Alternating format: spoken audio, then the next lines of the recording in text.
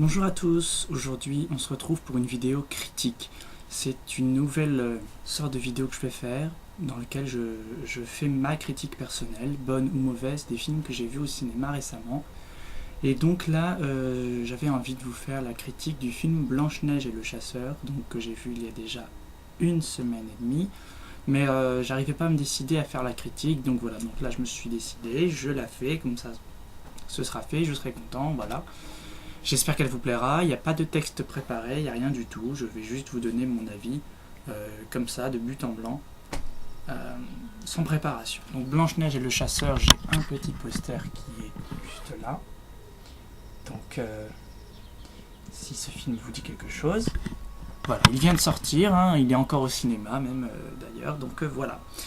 Dans ce film, on peut retrouver Kristen Stewart, donc l'héroïne de Twilight. Donc, je suis pas personnellement fan de Twilight, mais bon, Kristen Stewart est célèbre. Charlize Theron aussi dans le rôle de la reine, qui est dans ce film juste parfaite. Kristen Stewart aussi est extraordinaire. Moi, je l'ai trouvée vraiment très bonne actrice. Autant dans les Twilight, elle semble plate et sans aucune énergie.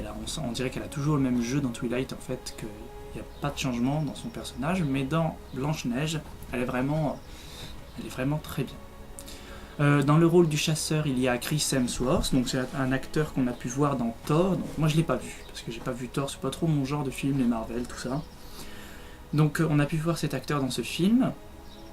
Dans le rôle du chasseur, donc le rôle du chasseur, je l'ai trouvé cliché, c'est-à-dire que il a rien d'extraordinaire ce personnage-là. Il joue le mec bien viril, bien baraqué, là, qui sale, sans âme ni rien. Enfin, j'ai vraiment trouvé le personnage du chasseur pas terrible, en fait. Alors bien sûr, je critique pas le jeu de l'acteur, je critique le personnage qui est vraiment moyen, très bof. Trop déjà vu. Dans le rôle aussi du prince, je crois, le prince charmant donc de Blanche-Neige. Donc Blanche-Neige, je suis pas fan non plus. J'ai été voir le film parce que j'ai vu la bande-annonce et que j'avais envie de le voir ce que ça donnait et tout. Dans le rôle du prince, on a évidemment j'ai oublié son nom, Sam Claflin. Donc Sam Claflin, pour ceux qui connaissent Pirates des Caraïbes, c'est celui qui jouait le pasteur, en fait le prêtre dans Pirates des Caraïbes 4. Celui qui tombe amoureux de la sirène. Donc voilà, et on a aussi un personnage pas mal qui est le frère de la reine. Donc lui je connais pas son nom et c'est aussi un très bon personnage. Le film, je l'ai trouvé vraiment très très bien fait, je m'attendais même pas à quelque chose d'aussi bien et j'ai été vraiment surpris. Ces derniers temps c'était rare que je sois satisfait en sortant de la salle de cinéma. J'avais été notamment déçu par le film Dark Shadows avec Johnny Depp qui est sorti il y a pas longtemps, de Tim Burton. Donc je vais pas faire la critique parce que bon voilà. Mais Blanche-Neige, franchement, j'ai beaucoup aimé, j'ai adoré. Il y a vraiment de bonnes choses, des effets spéciaux époustouflants, de bonnes scènes de bataille, un bon jeu d'acteurs, des décors superbes et un scénario, une histoire vraiment très bonne.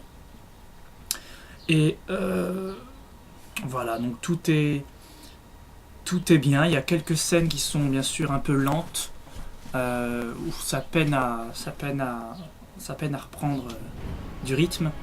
Mais il y a pas mal d'actions, il y a vraiment pas mal d'actions, beaucoup même.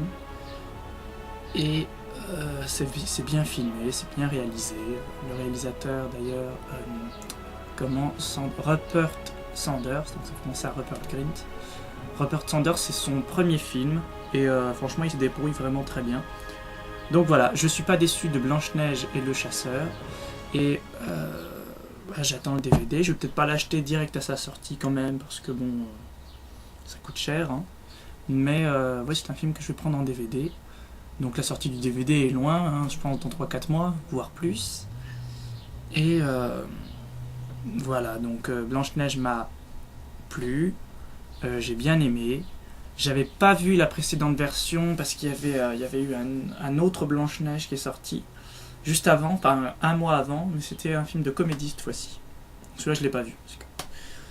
Parce que je vais pas au cinéma. Généralement quand je vais au cinéma je vais pas voir de films de comédie parce que bon, il y en a déjà énormément qui sont créés et quand je vais au cinéma c'est parce que je veux du spectacle, quelque chose que j'ai pas l'habitude de voir. Donc voilà, super film, je vous le recommande si vous l'avez pas encore vu, que vous aimez l'univers sombre, gothique et tout. Moi je pensais que ça allait être un peu cucu, je veux dire un peu à l'eau de rose, que ça allait être un film romantique sans âme, avec, mais franchement j'ai été agréablement surpris de voir que c'était pas le cas, c'était pas comme Twilight. Cela dit, Twilight, j'attends impatiemment le 5 quand même, parce que j'ai vu une petite bande-annonce aussi qui avait l'air très bien. Bon, je suis pas là pour faire la critique de Twilight, hein, mais bon, comme il y a Kristen Stewart dedans, je peux, le faire rentrer dans la vidéo. Donc voilà, petite critique pas préparée du tout, hein, juste comme ça. C'est dur de trouver les mots directs, mais j'espère que ça vous a plu et on se retrouve très vite pour la critique, cette fois-ci de L'Âge de Glace 4, encore un super film d'animation cette fois-ci, et après de The Amazing Spider-Man qui vient aussi de sortir. Donc à très bientôt.